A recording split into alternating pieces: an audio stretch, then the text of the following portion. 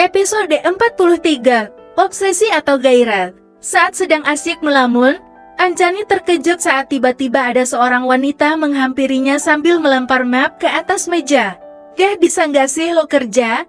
Masa cuma bikin laporan seperti ini aja nggak bisa? Tuh banyak yang salah," semprot salah satu senior Anjani.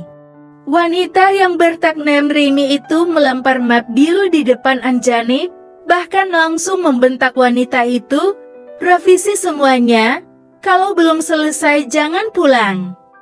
Rini melenggang pergi dari hadapan Anjani. Sungguh wanita itu tidak ada toleransi sama sekali.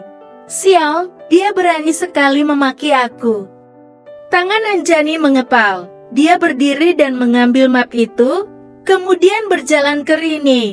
Pemandangan Rini memarahi Anjani tadi tidak lepas dari tatapan beberapa orang yang berada di divisi pemasaran. Ada yang hanya diam saja, ada yang tersenyum sinis, dan ada juga yang terang-terangan mengejeknya. Mereka semua tidak suka dengan sikap Anjani yang bekerja sesuka hatinya, lelet, lemot, dan terkadang suka banyak melakukan kesalahan. Tak terhitung dia baru 3 hari bekerja, tetapi sudah seperti itu sifatnya, tentu saja membuat orang-orang setimnya merasa kesal. Anjani berjalan ke arah meja Rini. "Bu, bagaimana kalau laporan ini saya bawa pulang? Soalnya anak saya sakit, dan saya harus pulang secepatnya. Nanti saya lembur di rumah," ujar Anjani memelat. Tentu saja dia akan menggunakan Isabelle sebagai tameng, padahal niat dia adalah ingin mengejar Kenzo yang bisa dipastikan pulang tepat waktu. Kalau dia lembur jadi nggak bisa bertemu Kenzo, apalagi sekarang susah sekali untuk bertemu dengan pria itu. Rini memandang Anjani dengan tatapan melotot.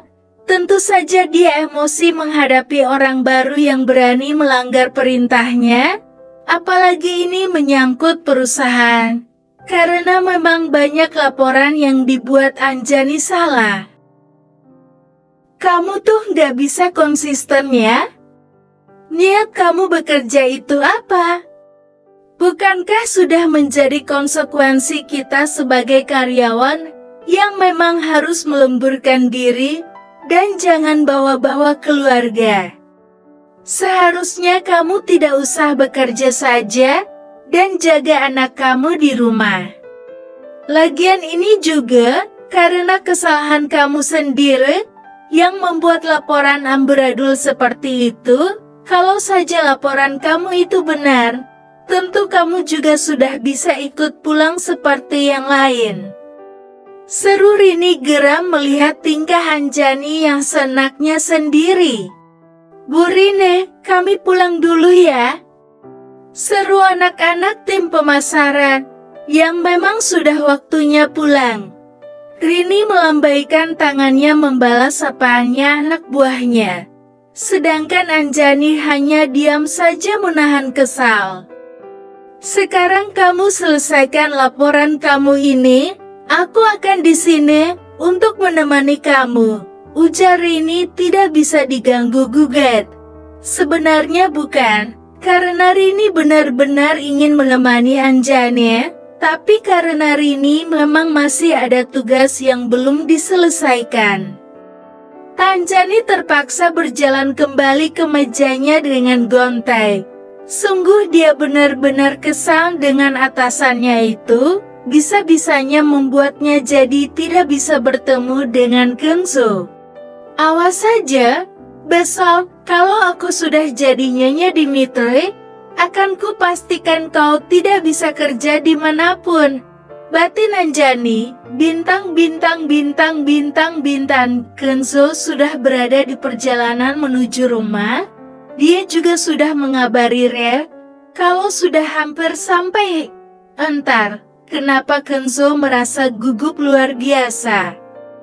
Padahal biasanya dia tidak segugup ini. "Kelvin, sudah kamu siapkan semuanya?" "Sudah Tuan," jawab Kelvin tersenyum. Sungguh pria itu merasa bahagia melihat tuannya yang akhirnya menemukan tambatan hatinya. Di saat dulu pernah menutup rapat pintu hati itu, kehadiran Rea benar-benar anugerah yang luar biasa. Kelvin merasa bersyukur pada Tuhan yang mempertemukan Kenzo dengan Rea, padahal di saat yang sama wanita yang dulu sangat dicintai oleh tuannya itu muncul kembali. Namun, tuannya itu bahkan sama sekali tidak peduli dengan keadaan Anjani. Kelvin hanya khawatir kalau saja Anjani yang membuat hubungan Kenzo dan Rea bisa berantakan sebelum ke pelaminan. Setelah beberapa saat akhirnya mobil itu sampai di depan rumahnya. Kenzo keluar dan melihat Rea yang sudah bersiap menyambutnya di depan rumah. Jantung Kenzo berdetak kencang saat melihat Rea yang begitu cantik malam ini. Apakah aku bisa mendapatkan hatinya?